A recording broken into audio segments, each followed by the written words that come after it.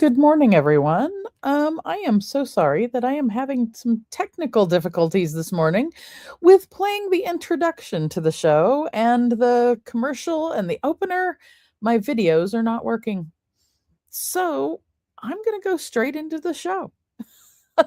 This is Stacy Braiuca, and this is Show Me Your Nuts on the Breakthrough Show Network.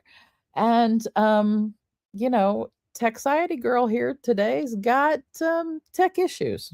So I'm just going to roll with it.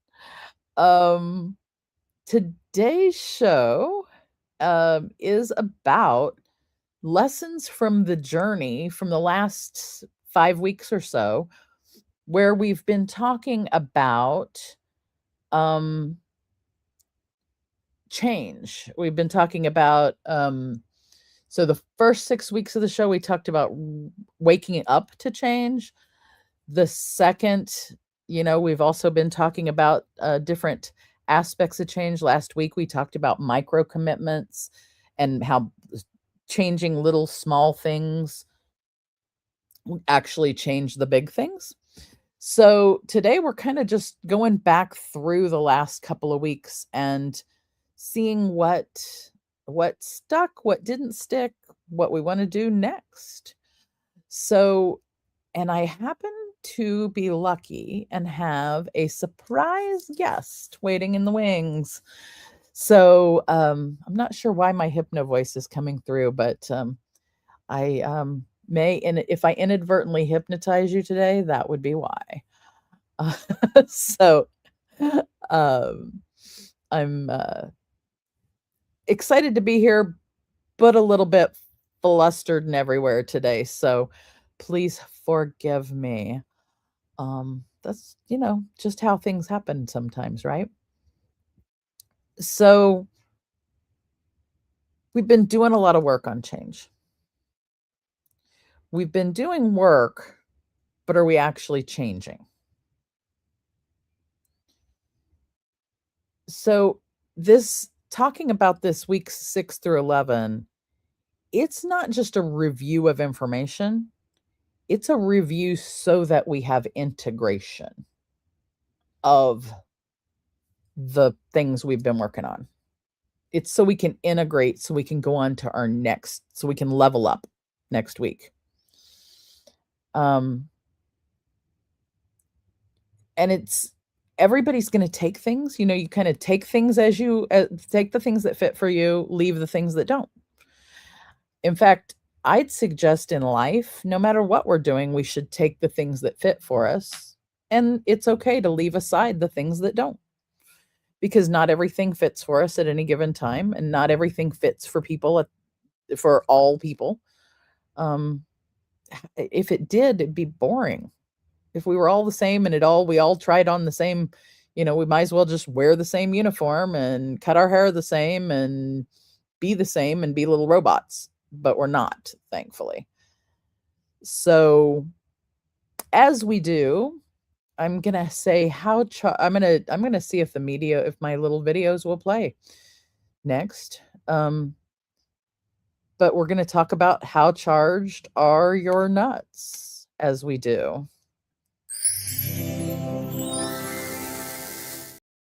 And it's looking like my videos are not playing. So we're not going to do videos today. And that also means I'm not going to have a little video snippet before my next guest. So when I do bring them on, I'm just going to magically bring them onto the stage. I'm just going to wave a magic wand. I don't even have one of those. Oh, what a morning. What a morning. How charged are your nuts, though? So for everybody in the comments, let me know on a scale of 1 acorn to 10 surprised guests, how much are you actually applying anything that you have learned this year from anywhere, not just here? How many lessons in life are you applying to life that you have learned? Kind of do a little bit of like an idea of knowing versus doing. you can know things, but then you choose to do them or not do them. And there's good reason to choose to do, and there's good reason to choose to not do sometimes. Sometimes you find out the knowing and you're like, I ain't doing that. And other times you're like, yeah, I'm gonna try that. I'm gonna do what our friend Jamie Rich calls an experiment and see what emerges. That's a favorite line from him. So, what is it are you knowing or doing or both? No, the video, it did start to play. The video did start to play. It's not showing on my side, Jessica. I do not know. Because like it told me that the video wasn't playing, so I figured that I wasn't playing at all. I will try that again right before I bring my guest on and play that video. Thank you for being there. Our amazing producer, Miss Jessica Dugas, the infamous of the Breakthrough Show, infamous queen of the Breakthrough Show Network. So speaking of doing versus knowing, she is the doing queen. She knows lots of things, but then she does. She chooses what to then do. It exemplifies that. Exemplifies it.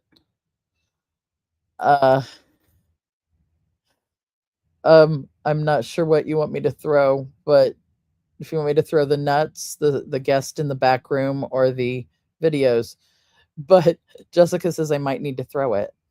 I don't know if it's the computer, the studio, or what that I get to throw. Although I don't want to break anything, so I'm switching back and forth. I'm scattered this morning, y'all. The Squirrel Wrangler is squirreling, and that's just the way it is today. So, all right. So, barring any information from showing me your 1 acorn to 10 surprise guests, what you're actually applying versus what you've learned, knowing versus doing. So, I'll throw in my knowing versus doing that I did yesterday. I did 2 things. Well, I did a bunch of stuff, but 2 of the things that I'm excited that I did was I know how to do hypnosis for folks. I had not been doing it in quite some time, which is kind of a shame because I actually did a killer hypnosis session for a colleague yesterday. And when they got done, they said, I'm going to need to go take a nap now. So apparently I had, either it was a good thing or a bad thing, I had put them to sleep. And the other thing I did that I hadn't done in a long time was I facilitated a group discussion of a group of women at a local restaurant last night through a program that I've joined and working with called Real Roots. And it's a group where people, they curate groups, gal groups is what they call them. And in physical locations, they curate them and for people that want to meet new people. And it was just a really cool thing to be able to have these group of 9 gals who, and I say gals because I think they use that as because it's anyone who identifies as female. And a group of 9 gals who had never met before. And we all met at this restaurant and had within 2 hours, we were all like, chattering like excited squirrels. It was really fun.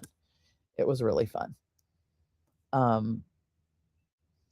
So, we've got HC Doobie Doobie Doo in the chat. Welcome, HC. And since I'm welcoming you, I guess I'll just welcome you right on stage and play. Oh, I forgot to play the guest. I'm going to play the video while you're chewing.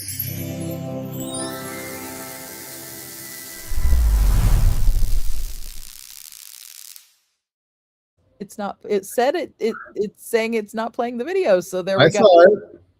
I saw the video. I saw the video. I saw all your nuts. I didn't see it. And so that, I'm back at the how charged are your nuts. I don't know. Something's wrong with my browser, I guess. So later when we close, I'll go ahead and play the actual videos that need to play at the end of this show. Welcome, Henry-Cameron, special guest of the morning. Thank you. I am so excited to have you here. Oh, good to be back. We had not been able to catch up in general. True. And so why not catch up live on in Show front Me of Your everybody. Hi, Jessica. So speaking of knowing versus doing, what have you been knowing or doing lately? Doobie doobie doo. I do it all. I've been I was sort of derailed from my process. It's kind of an interesting story. I'd been on Facebook for 23 years. That's how old I am. 24, right? Yes, exactly. And I got a message saying that somehow I had gone against their community standards. I was banished from the platform forever without the ability to appeal or to talk to a human being at all ever again. So I didn't quite know what to do with that because Facebook had always been my go-to, sort of the necessary evil. Yeah. But I had 20, that was my archive. Yeah. There are photographs of my son, videos of him that I will never see again. There are, posts that I would do on my Lost Travelers Club page, on my podcasting page, on my everything pages, my theater, that all gone forever. Good to see you, Jessica. Thank you. The other thing that really struck me was that every comment that I had ever made on anybody's post was scraped and gone forever. So it kind of reminded me of, you hear about in ancient times in Egypt, where if there was a new pharaoh that came to power and they didn't want anyone to remember the previous pharaoh, they would scrape all of their hieroglyphics off of the temple walls, so that they were erased from history. That's what it felt like. Not that I'm any kind of pharaoh, but it felt like I had been scraped from the walls of Facebook history. And I had a huge following there. Yeah. Over 5,000 people. And I had seen at least one of those videos of your son. Yeah. I'm so glad that I'm so knowing your story. Yeah. And then the minute I heard that, one of the first feelings I had was, oh my God, at least I got to see that video before it was gone. Well, I posted it every year. He passed in 2008. So it's been 18 years of me posting these videos of him and photos of him and remembering him. His 31st birthday, unconscionable, is coming up on April 16th. I call it Cameron's Feast. And Cameron's Feast is an international moment for anyone who's aware of Cameron, that he was here during the 13 years that he lived, to light a candle, sit down, and have your favorite food, because he was a real foodie. He wanted to be a food critic. Okay. Wanted to be, I think he already was. He totally was. Yeah. And, just to reflect on the fragility of life and the joy of the time that we have while we're here. And so it's really constantly about, for me, to answer your question, long answer to a short question, is applying daily the life skills that I have learned in the past 60 years. I'm going to be 60 on Earth Day in a few weeks. Talk about lessons from the journey. That's our topic today. And you just brought it. I had no idea, we're just going to derail into talking about lessons from the journey. From the journey. Yeah. You have to, none of Cameron, my son, used to say, Papa, nobody has an expiration date on the bottom of their foot. Nobody knows the day or the way, but we're all going to go someday. And it's not about how you die. It's about how you live. That's my boy. That's my joy. Oh And, my gosh. for 15 years, I was convinced that my joy had left with him. Oh, I imagine. And it's not that I'm not a happy person. Anybody who knows me knows I'm inherently a positive and happy person. Yeah. But happiness and joy are different for me. And the quality of joy that people find in their lives was eluding me for 15 years until I had this epiphany that, wait a minute, because somebody would say to me, and people say all the time, I'm so sorry for your loss, right?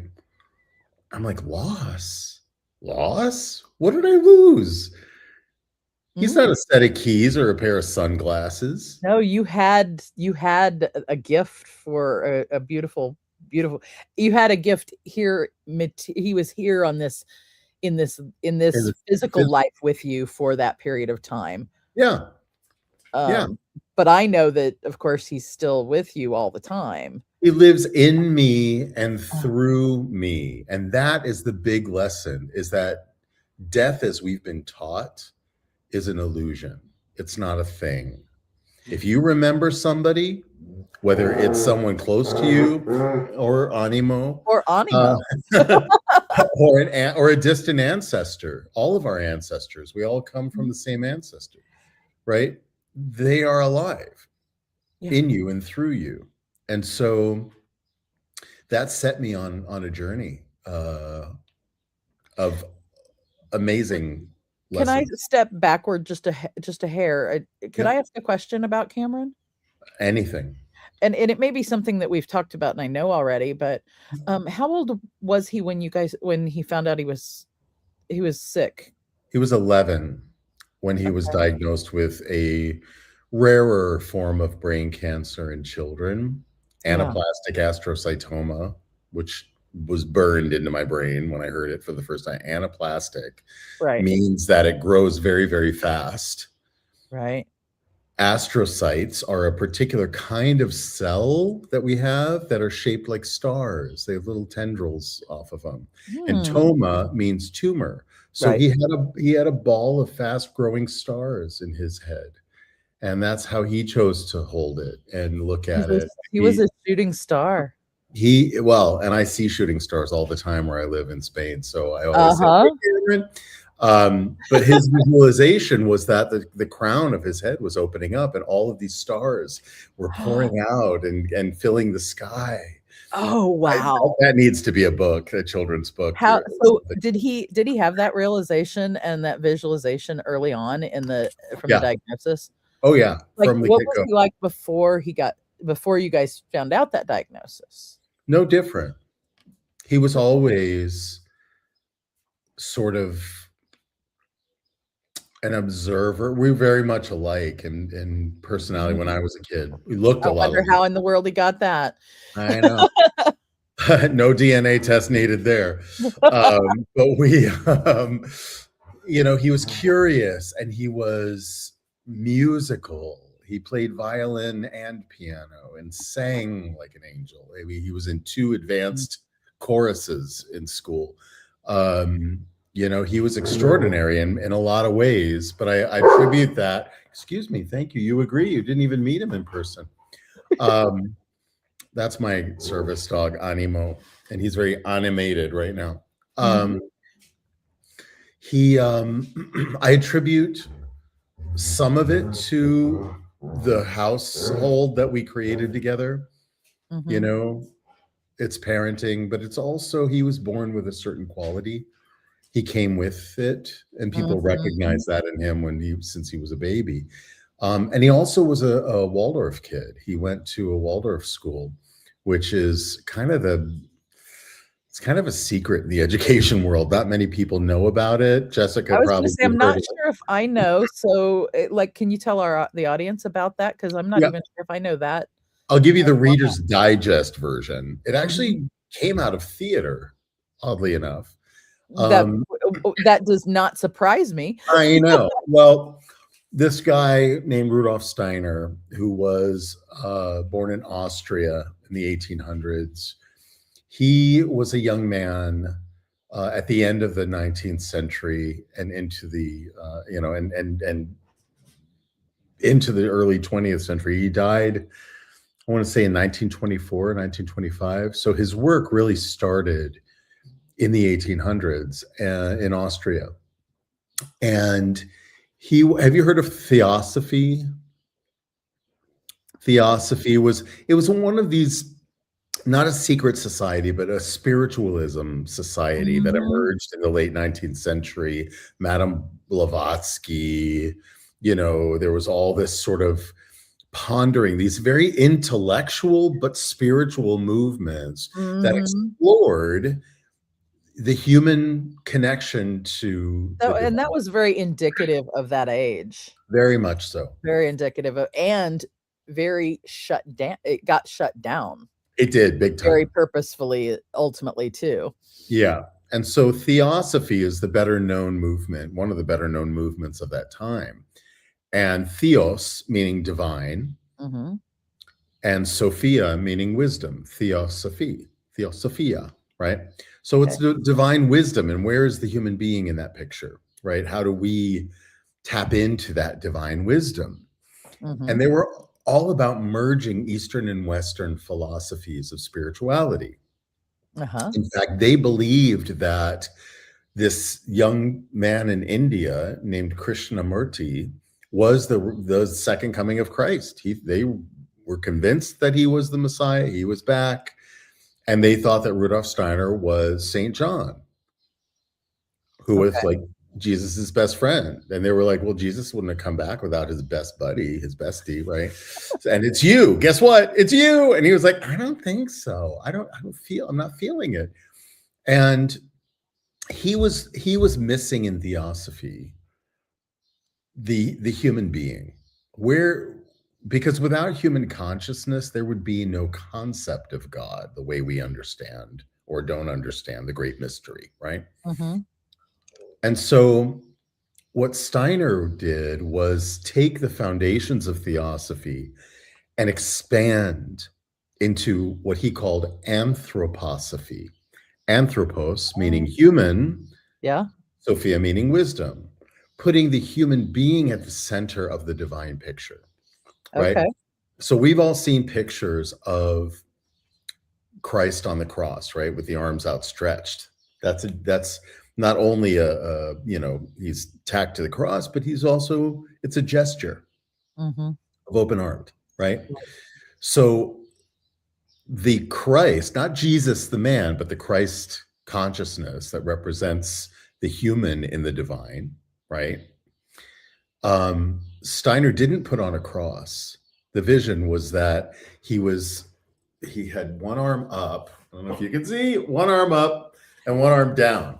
And up here was this Luciferian figure, not like Satan, but Lucifer, the angel of light, right?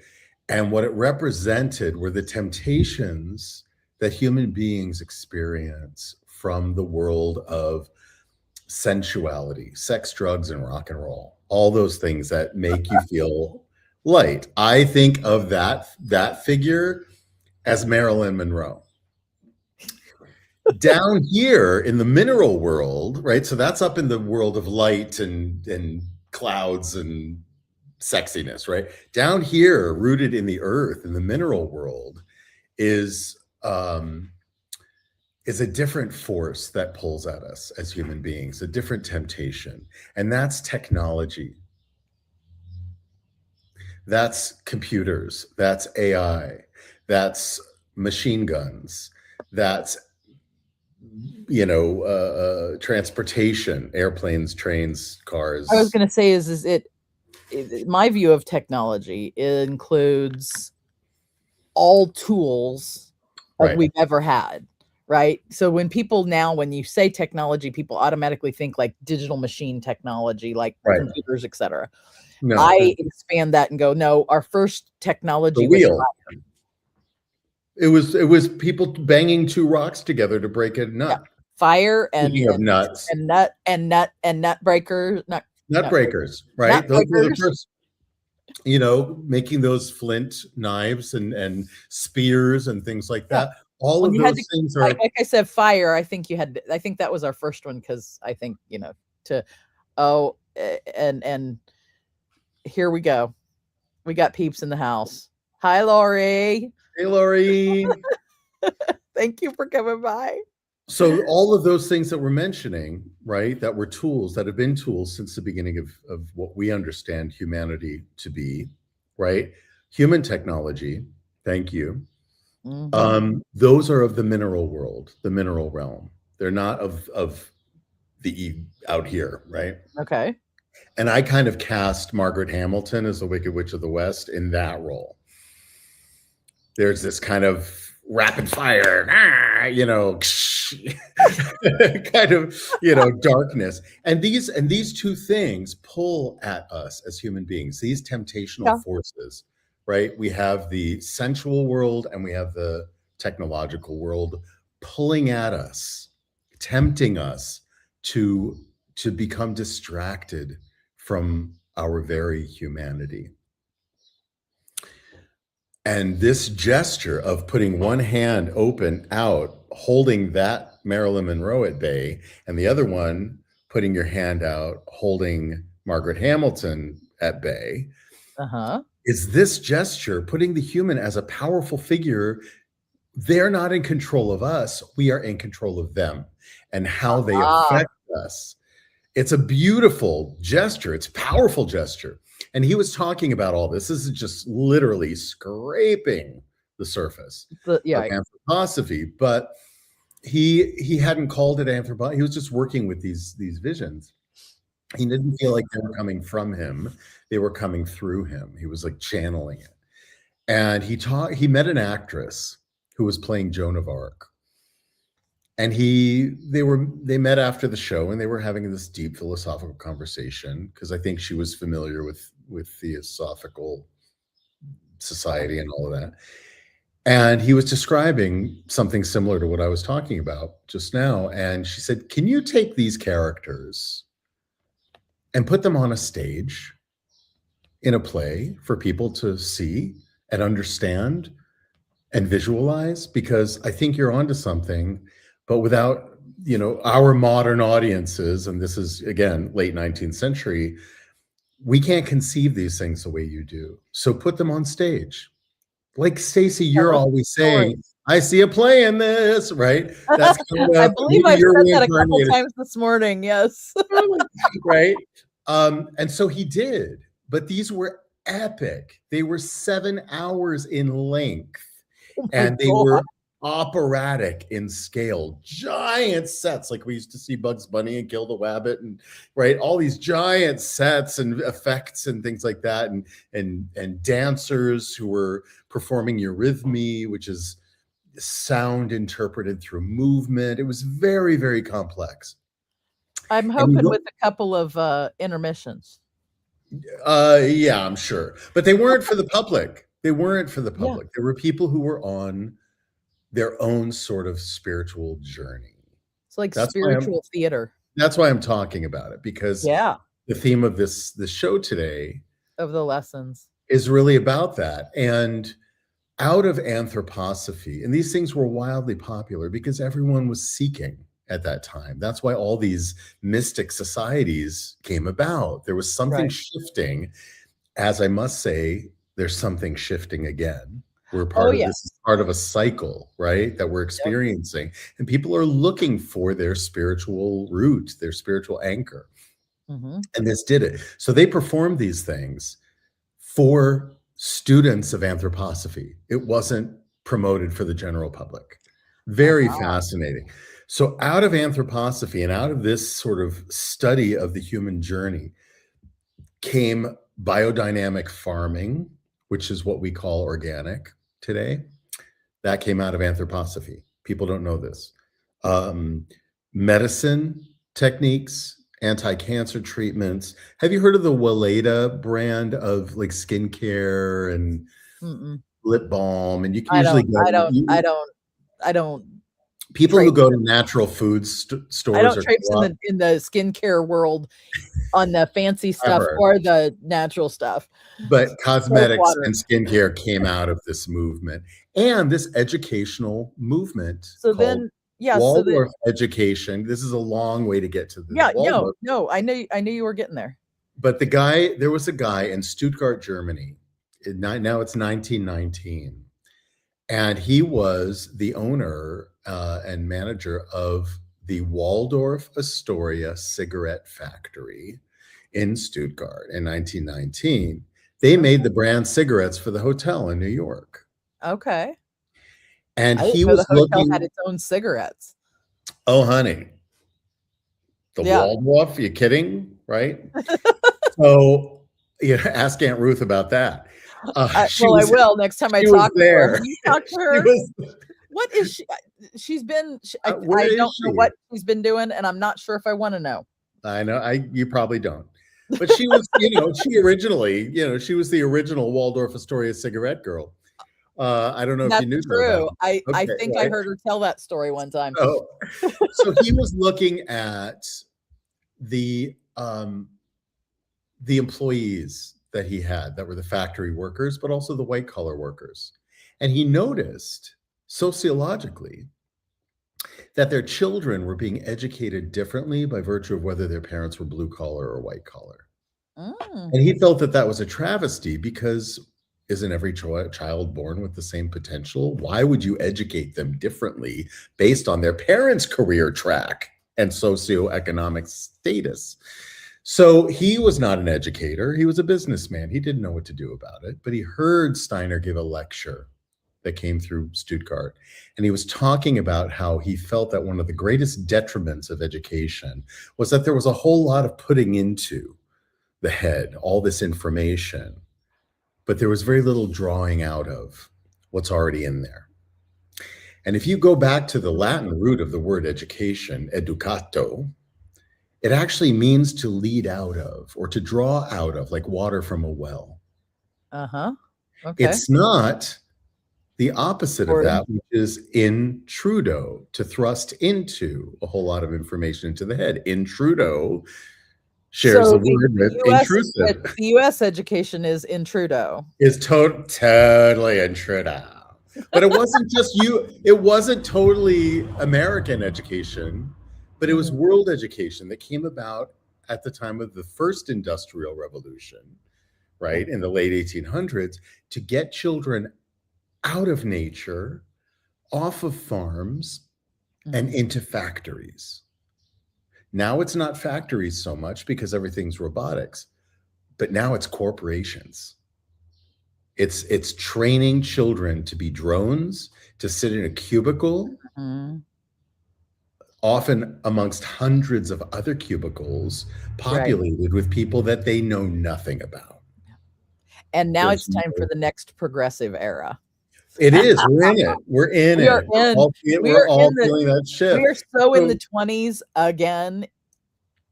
Truly. And this guy, Emil Molt, invited Steiner to create a school for the children of his employees that followed this philosophy that children belong in nature, to learn that they're part of nature, not separate from it, and to tap into those cycles of nature within themselves that they're a part of. And so he developed this system that came about at about the same time as Montessori for many of the same reasons. The difference between Waldorf and Montessori, for those who are looking, and there are wonderful, Jessica, we've talked about this, there are wonderful homeschooling programs that are Waldorf based, that are Montessori based. You can blend them. You can make your own. Oh, mix. I bet it would be a heck of a blend. It'd be amazing. Oh. The thing about Montessori is that it's very focused on the gifts that the child has. If you have a proclivity to math, for instance, you're focused on math, you're doing math, right?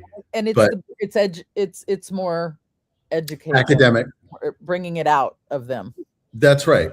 And Waldorf is a much more socialized education where they don't even teach reading as a subject until second grade. Why? Because not every kid is ready to read by first grade. We're forcing kids to read in nursery school now.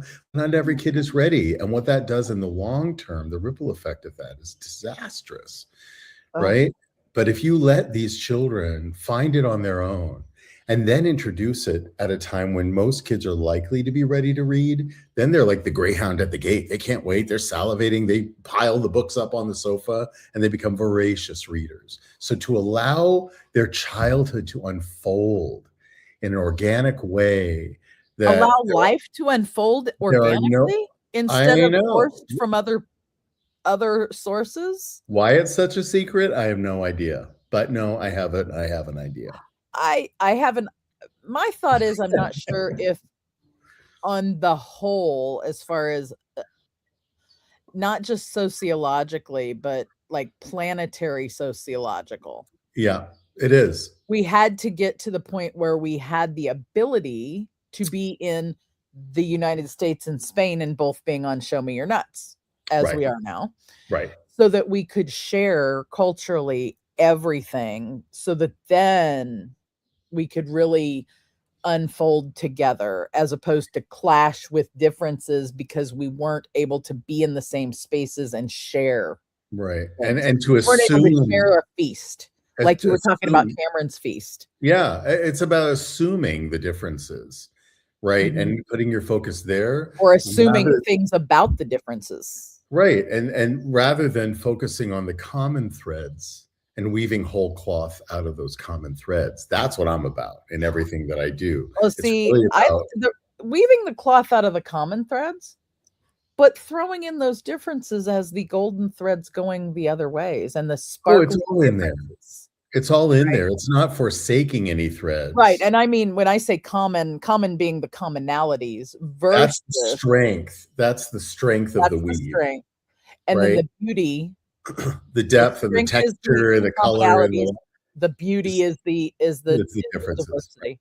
Yeah. And they don't have to be mutually exclusive. Yeah, that speaks so much to this, like this group of women that I led this group last night. Mm-hmm.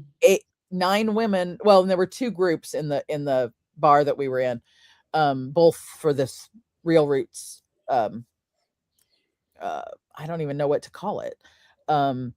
And my group had 9 of us all together. Yeah. And we were all over 45. The other group apparently were like 35 to 45ers. So they we were the adult table, they were the kids table, or we might have been acting like the kids table. I'm not sure. But we all walked in and didn't know each other. Right. And then for me, the magic was being able to use the skills I have as far as being a group facilitator for 30 years. Yeah.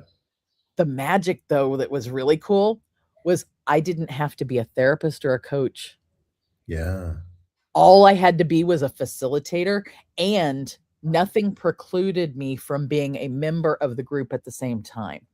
So I had the freedom to be Stacy, the Squirrel Wrangler, at the same time as these other women. So I got to know people too. I wasn't in any kind of, there wasn't a power diversity. I just happened to be the one who was doing the I had some responsibilities for sure. I needed to make sure everyone was included. I made to make sure everyone was participating and felt comfortable, and tried to facilitate different discussions and bring us all together. But it was just so fun. And I don't, as the virtual hermit that you are, I don't leave the house for much. I leave with family to go do family things. Yeah. I do, but to go by myself and go somewhere and do something, or even to do things with friends outside of my family a lot. Right. I don't do, and not because I don't want to. I spend a lot of time in spaces like you and I are in right now, with friends all over the world. Oh yeah. But physically to do it. And so for me, it was also like I was pushing myself to, hey, you need to get your butt out of the house once in a while. And this is one way to do it, and it was just a really cool night. Now I'm waiting to find out if enough of us choose to continue in the process, Yeah. we're going to have 7 weeks of this. Fun. And each week is different. Like one of the weeks is a book night. I have no idea what they mean by book night. I don't know. Are we going to do book club or bring books we like or talk about books, or I have no idea. But we were joking because one of the gals is an ESL teacher that teaches English and teaches people to read. So we're like, okay, you're in charge of book night, whatever it ends up being. Love it. Love it. Improv. I love that whole, like, it was an emergence. It was 9 people walked in, didn't know each other, and we had this thing that emerged. And I like that it's like that, allowing children to emerge that way, allowing our society. I think finally we're at a place where we're letting ourselves emerge as the diverse and common humans we are, both. Yeah, absolutely. And seeing that everywhere, surrounded by, these beautiful, even if you're in an urban environment, right? If the Waldorf school's in an urban, which ours was, they would go out in the morning, lay down on the pavement, close their eyes, and listen for sounds of nature in the city, right? Things like that. They'd have a nature table in the corner of the room, right? Which I still do in my house. It's like a shrine.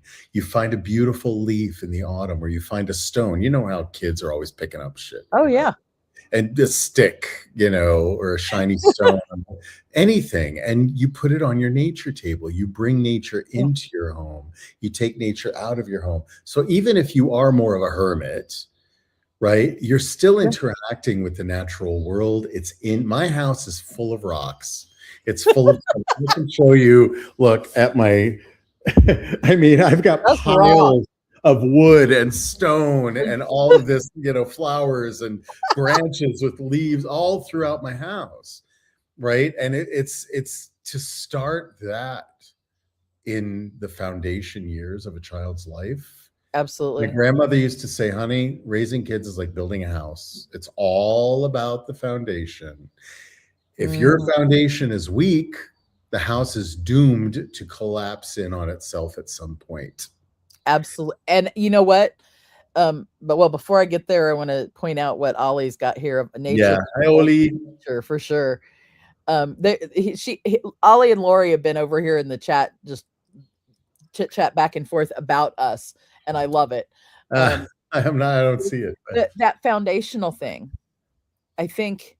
Yeah. One of the important pieces, I think sometimes we think that something's foundational and that it's going to last forever. Yeah.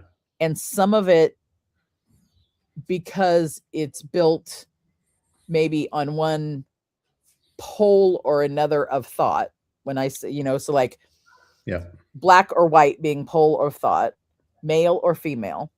And so when, this is stemming from a discussion kind of from this morning of patriarchy versus matriarchy. Right. We've had for literally 2,000 years now, foundations and various levels in the 2,000 years, in the 250 years in this country of patriarchal based foundation. And we thought it was solid. And I'm not going to say that it wasn't solid in some ways. It wasn't. There was solidity in some ways, but I think some of that solidity has been in the last, was in a pocket of time where there was a ability to actually work together on the things and have matriarchy, patriarchy, older, younger, all the things work together. It was like, that was kind of our first visual of, I think, what's next. Because what we've had in the last 2,000 years was not on solid ground. What has been in the last 250 years in this country was not on solid ground, and we're finding out why. We're finding out that it's not solid, which is why we're seeing it explode and crumble and not be what we thought it was. Right. And that part's challenging. It challenges your inner being. It challenges, hey, this is what I thought I knew. And it's unsettling, and I think to saying, lessons from a journey, and when we're in here talking about mental wellness, Yes. All of the things that are going on right now are challenging our mental wellness, not just because it's stressful, Right. but because what we thought was real is It's crumbling. alien. It's not. It's alien. Yeah. And the reason they're saying, oh, it's happening so fast. Well, it's happening fast because we're waking up and figuring out that there was an illusion going on. And that's been every generation. And the introduction of new technologies. You think about going from horse and buggy to the there's also a larger, there's multiple patterns here. There's the generational. Yeah. There's a 250-year-old pattern in the US. Yeah. And there is a 2000, it's actually 2,600-year-old pattern from what I understand. And what's happening is right now, we're getting ready to go in. So that once I realized that the crumbling actually is not a bad thing, it's more like the phoenix. Yes. We got to burn all the stuff down, but it doesn't mean we have to kill each other or burn ourselves down in the process, because what it means is we're going to have the possibility of building a foundation based on realizations. That's right. Of the shit that wasn't working. And all the foundation isn't completely rotten. That's the thing. No, it's not. There's the house pieces is not that are rotten. still, You can go back in and reinforce and rebuild and fill in and patch and refit. Yeah. That takes a lot of resources, a lot of time. Every challenge brings with it opportunity, right? Think about those little buildings. So like you were showing us pictures this morning of some ruins, right? Yes. Think about little villages in older places, and any place that you have people reclaiming barnwood in the United States. Right. When you reclaim whatever's already built and use that to build something in the next iteration of things. And I think that's what we're doing.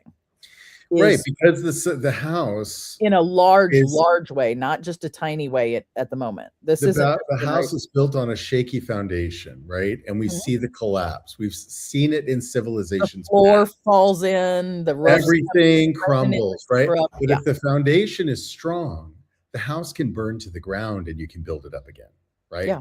And so it's really about rebuilding the foundations. I was going to say, I think even if the foundation is not incredibly strong, but it's, there's pieces of it that are strength. We can still use the salvageable stones, those heavy, things like Stonehenge. Yes. We can reuse things and build this next. Upscale them. And upscale. Can you imagine? Flip the script. You know me long enough to know now I am a script flipper. You're a script writer and a scripter flipper. And a script flipper. And, going back to ancient times, since ancient times, we've always associated the sun with the masculine and the moon with the feminine, right? This is across culture. This is across humanity. Bye. Thank you. This is great. This is so much fun. I had this thought, what if we've been taught the wrong thing? What if the sun is the feminine? And the moon is the masculine. What if? Let's just sit with that thought for a moment. The sun is life-giving, the way the feminine is life-giving. The sun is brilliant and beautiful, and it warms us, and it feeds us, and it nurses and nurtures us, right? Holy. The moon is reflective. The moon doesn't turn.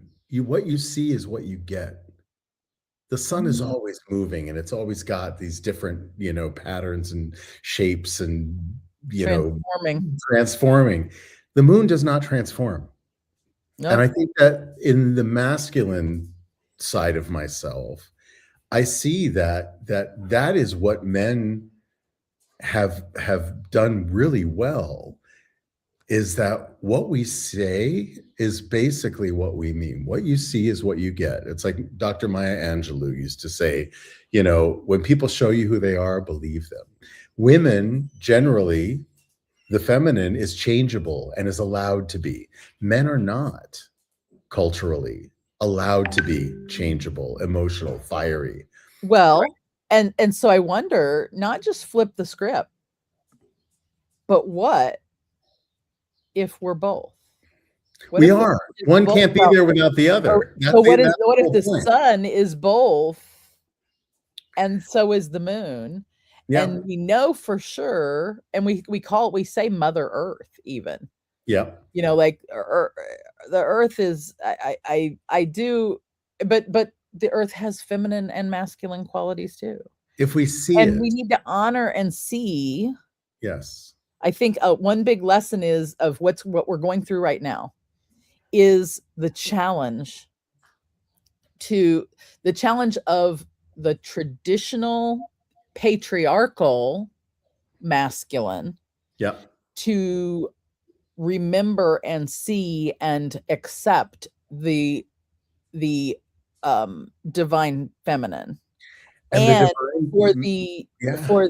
for us to find a way to have both, which in indigenous cultures we had it figured out then, and then we flipped, Right. and we built this patriarchal thing.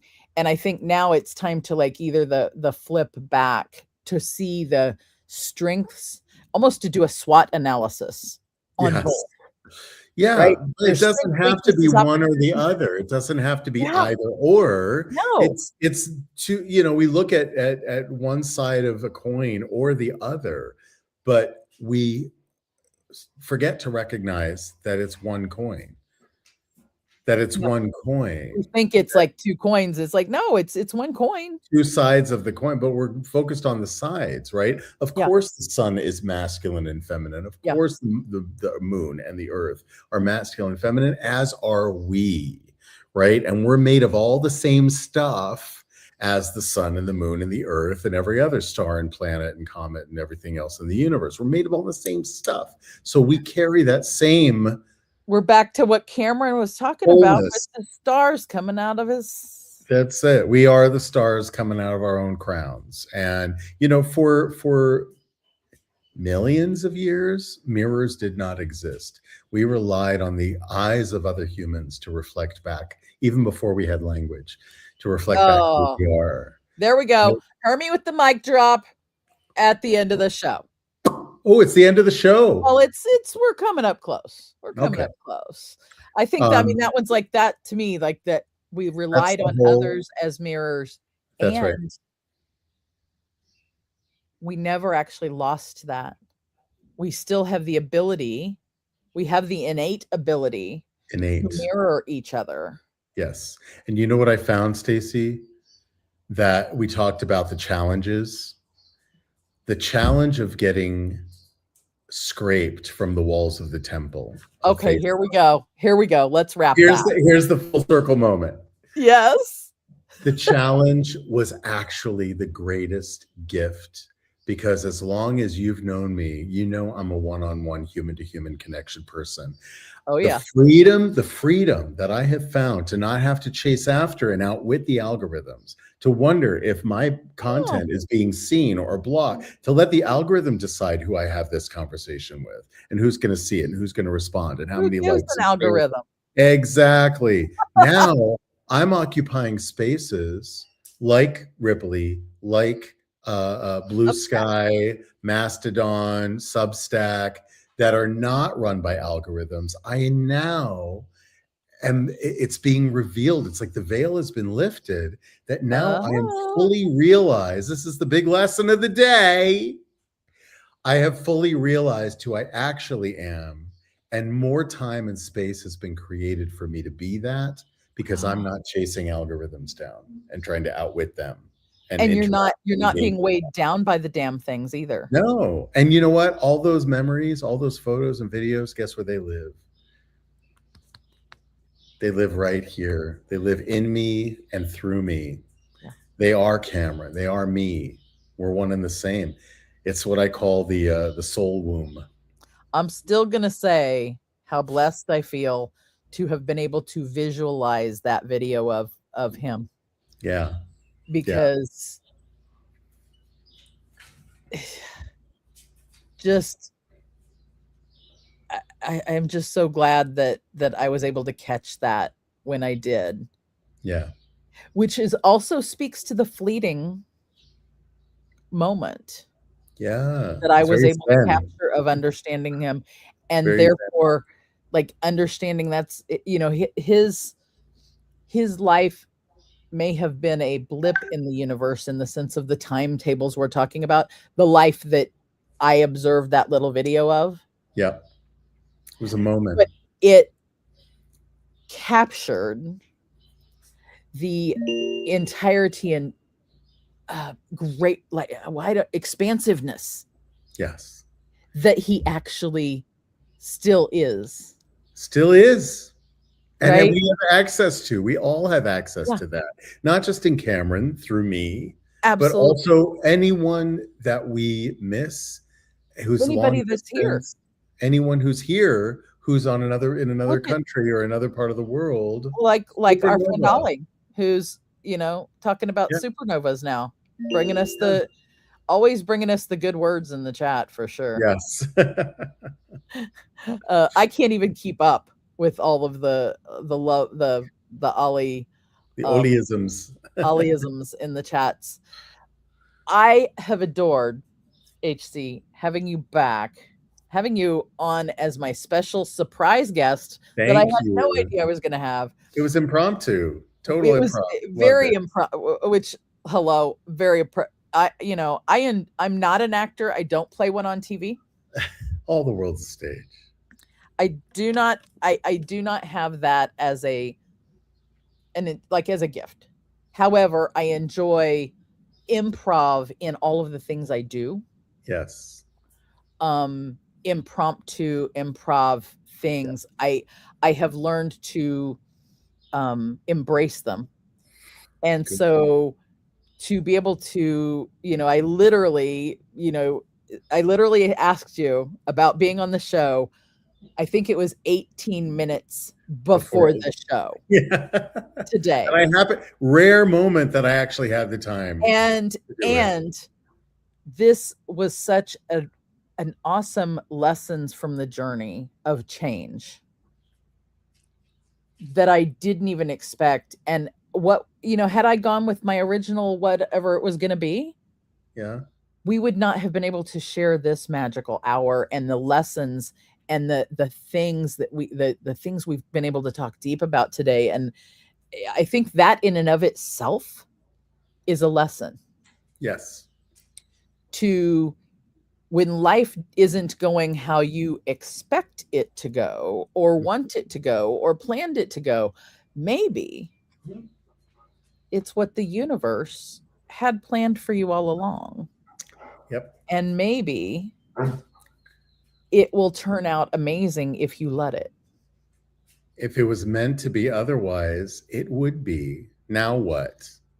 That's going to be the name of my memoir someday. Now what? You guys heard it. You guys heard it here first. Now what? Now what? Because okay, I was here. Now what?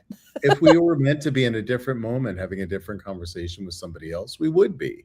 And that goes for every moment. Every moment. Whether you're suffering or faced with a major life challenge, this is where you are. Wherever you go, there you are. Right? Now what? If it was meant to be otherwise, it would be. Simple truth. Nobody can argue that. Which means we also all have choice. 100%. We hold all the cards. We hold all the cards. Yeah. We are creating the game. Yes. We are playing the game. We are creating the game. We are the game. Yep. And though everything is an illusion, it also is our own creations. Yeah. Which means we can't, if we created what's here, we can create what's next. Thank you for creating me, Stacy Braiuca. I didn't create you. You created you, dude. You created this moment by inviting me into it. Here today. Yes, apparently I created that, and I'll take credit for that. I'm just saying, thank you. Gratitude. Thank you for allowing me to create that in such an improv way. that, I mean, when I woke up this morning, that was not on my bingo card, but it's been one of the best moments of my day. I'm going to leave you with a quote. It's from a book that became a play that became a world-renowned musical called Mame. Not Mame like I'm going to maim you, but Mame as in Auntie Mame. Okay. And Auntie Mame says, life is a banquet, and most poor sons of bitches are starving to death. I love that. Another mic drop. Oh, that one's probably on a shirt somewhere, I imagine. It needs to be. I am actually going to be opening the Virtual Hermit merch store, and it's going to be on there as a quote. Please. With a lot of my grandmother quotes. Honey, if you're bored, you're boring is going to be another coffee mug. I like the life is a banquet, and most sons of bitches are starving. That's ancient wisdom. And it, I wonder, and they're choosing to starve. Yes, because the banquet is all laid out before them. And they're choosing to starve, and they don't even know it. They don't even know it. Because if they knew it, they would eat. Yeah. If they knew it, they would eat. I hope everyone stays fulfilled. Yes. And excited. In mind and belly. Take what comes to you today, because you never know what it'll be. I'm going to try and play the videos to take us out the right way today. Since they're not playing on my screen, maybe you can give me some hand signs in the green room to let me know that they're playing, that you can see them. But I want to thank you again for being there for this morning. Apparently, we were supposed to do this today. And the timing is perfect. I have got a client right now. So this is like great. So perfect. I've loved this. And I'm going to redo the show description so people know who you are and where to find you. Oh, great. Thank you. And thank you for helping me with lessons from our journeys this morning. And show me your nuts. More to come. Thank you for showing me your nuts, Henry-Cameron. More to come. More to come. I'll see you guys next week. Bye.